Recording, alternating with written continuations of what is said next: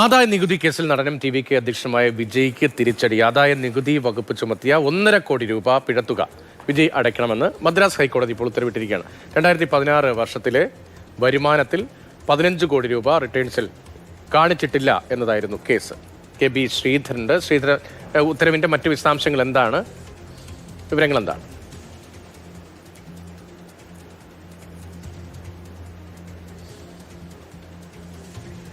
ശ്രീധരൻ, ആദായ നികുതി കേസിൽ നടനും ടി.വി.കെ അധ്യക്ഷനുമായ വിജയ്ക്ക് തിരിച്ചടി ഉണ്ടായിരിക്കുന്നു. ആദായ നികുതി വകുപ്പ് ചുമത്തി 1.5 കോടി രൂപ പിഴത്തുക വിജയ് അടയ്ക്കണം എന്നതാണ് മദ്രാസ് ഹൈക്കോടതിയുടെ ഉത്തരവ്. ശ്രീധരൻ, ഈ 2016 വർഷത്തിലെ വരുമാനത്തിൽ 15 കോടി രൂപ റിട്ടേൺസിൽ കാണിച്ചില്ല. അതുമായി ബന്ധപ്പെട്ട് വിജയുടെ വിശദീകരണം എന്തായിരുന്നു? കോടതിയുടെ ഉത്തരവിന്റെ വിശദാംശങ്ങൾ എന്താണ്?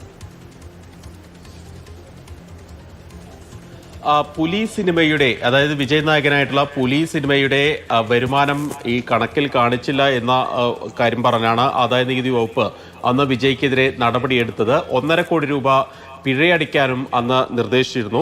ഏതായാലും ഇതിനെതിരെയാണ് വിജയ് കോടതിയെ സമീപിച്ചത്. പക്ഷേ കോടതിയിൽ നിന്നിപ്പോൾ തിരിച്ചടി ഉണ്ടായിരിക്കുകയാണ്. വിജയ് ഈ പണം തിരിച്ചടയ്ക്കണം, ഈ 1.5 കോടി രൂപ പിഴയായി അടയ്ക്കണം എന്നുള്ളതാണ് ഇപ്പോൾ കോടതിയുടെ ഉത്തരവ്. മദ്രാസ് ഹൈക്കോടതി ജസ്റ്റിസ് സെന്തിൽകുമാർ രാമമൂർത്തിയാണ് ഈ വരുമാന അല്ലെങ്കിൽ നികുതി വെട്ടിപ്പിൽ ഈ പിഴ ശിക്ഷ ശരിവെച്ചുകൊണ്ടുള്ള ഒരു നടപടി വന്നിരിക്കുന്നത്. നിയമവശമൊക്കെ പരിശോധിച്ചാണ് ഈ നടപടി എന്നാണ് ആദായ നികുതി വകുപ്പ് കോടതിയിൽ വാദിച്ചത്. ഈ പിഴ ചുമത്താനുള്ള സമയപരിധി കഴിഞ്ഞാണ് ഇങ്ങനെയുള്ള ഒരു ഉത്തരവ് ആദായ നികുതി വകുപ്പിന്റെ ഭാഗത്തു നിന്ന് ഉണ്ടായതെന്നാണ് വിജയുടെ അഭിഭാഷകൻ കോടതിയിൽ വാദിച്ചിരുന്നത്. ഏതായാലും അത് ആ ഒരു വാദം തള്ളിക്കൊണ്ടാണ് ഈ കോടതി ഈ ഒരു വിഷയത്തിൽ ഇപ്പോൾ ഒരു തീർപ്പ് കൽപ്പിച്ചിരിക്കുന്നത്. ഏതായാലും ഈ പുലി സിനിമയിൽ നിന്ന് മാത്രം ഏതാണ്ട് 15 കോടി രൂപയുടെ വരുമാനം വിജയ്ക്കുണ്ടായി എന്നുള്ളതായിരുന്നു ആദായ നികുതി വകുപ്പിന്റെ കണ്ടെത്തൽ. ഈ 2015-16 വർഷത്തിൽ 35.42 കോടി രൂപ വിജയുടെ വരുമാനം എന്നായിരുന്നു വിജയ് റിട്ടേൺസിൽ ഫയൽ ചെയ്ത റിട്ടേൺസിൽ കാണിച്ചിരുന്നത്.